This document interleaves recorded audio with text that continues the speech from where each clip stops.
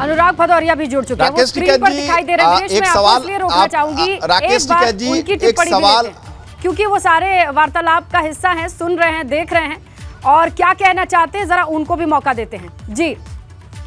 देखिए, मुझे लगता है कि भारतीय जनता पार्टी की ये संस्कृति और संस्कार बन गई है, किसी भी व्यक्ति के बारे में, किसी भी संस्था के बारे में इस तरह की भाषा का इस्तेमाल करना, कुत्ता, दो कौड़ी का, पत्रकारों को भी गाली दे रहे हैं। क्या हिंदुस्तानी संस्कृति है? ये देश के गृह राज्य मंत्री है, देश के गृह राज्य मंत्री की क्या ये भाषा शैली होनी चाहिए?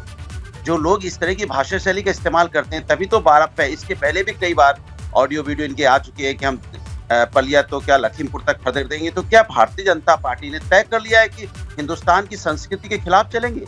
ऐसे लोग जिनकी भाषा शैली गुंडों जैसी होगी, उनको क्या मंत्री पद पर रहने का अधिकार है? दूसरों पे उंगली उठाती है भारतीय जनता पार्टी, लेकिन लगातार भारतीय जनता पार्टी के नेता जिस तरह से महिलाओं का अपमान कर रहे हैं, जिस तरह से किसानों का अपमान कर रहे हैं, जिस तरह से हर एक उस व्यक्ति का अपमान कर रहे हैं जो हिंदुस्तानी है, इसके मतलब इनकी भाषा, इनकी संस्कृति में ही कोई गड़बड़ी है, इनका डीएनए में ही कोई गड़बड़ी है, क्योंकि ये हिंदुस्तानी नहीं हो सकती इस तरह की भाषा। हिंदुस्तान में तो हमारा अगर कोई सामने खड़ा दुश्मन भी है, तब भी हम उसके थोड़ी सी सम्मान में बात करने की बात करते हैं, क्योंकि सनातन धर्म हमें नहीं सिखाता है। सनातन धर्म में कभी नहीं सिखाता है कि आप किसी को अपमानित करने की बात करेंगे, और आप किसी को अपमानित करने की बात कर ही नहीं सकते हैं। इसके मतलब भारतीय जनता पार्टी जो कहती है वो करती नहीं है, और जो करती है वो कहती नहीं है, और ऐसे लोगों को तो मंत्री पद पे रहने का अधिकार है ही नहीं। लगातार और मैं तो बार बार कहता हूं, लेकिन अनुराग जी, राकेश टिकैत यहीं बैठे हुए हैं और उन्हीं से हम लोग ये जानना चाह रहे हैं। देखिए, वो टिप्पणी को वो ये पूरे किसानों का अपमान नहीं समझ रहे हैं। राकेश टिकैत जी, सही कह रही हूँ मैं? और ना ही उनको भाषा शैली से वो कह रहे हैं कि एक पिता है जो इस वक्त झुंझलाया हुआ, इसीलिए ऐसी बातें कह रहा है। राकेश टिकैत जी, सही कह रही हूँ मैं? क्योंकि आपने लगातार यही कहा है सुबह से, जब हम आपसे बातचीत कर रहे हैं। हम ये कहें, ये कहते हैं जी, वो तो देश को पता है कि उसने क्या कहा, अब हम भी उसी भाषा का इस्तेमाल करें।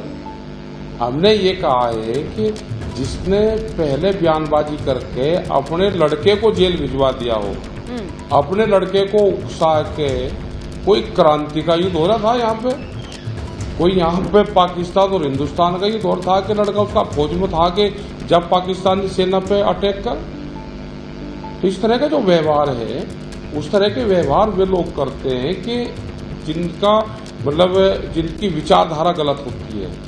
इन्होंने खुद ये काम करे होंगे, तो जब इन्होंने अपने परिवार के लोगों को भी इसी लाइन पर डाल दिया, और आज क्या हो गया कि इनकी खुद की गलती से इनके परिवार में भी राड है, इनकी पत्नी से भी इनकी राड हो रही, वो भी तो कहती होगी ना कि मेरा लड़का जेल में भिजवा दे, वहां है। इनको भी ये लगता होगा कि मेरी गलती से मेरा लड़का जेल में गया, तो और कुछ नहीं कहने को, तो कम से कम यही बात कह लो।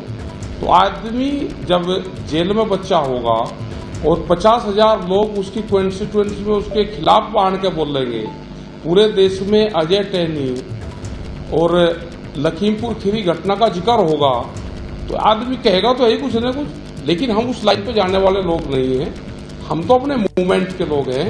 पूरे देश भर में लखीमपुर खीरी, अजय टहनी नाम जब तक इसका समाधान नहीं होगा, हमारे आंदोलन जारी रहेंगे जब तक।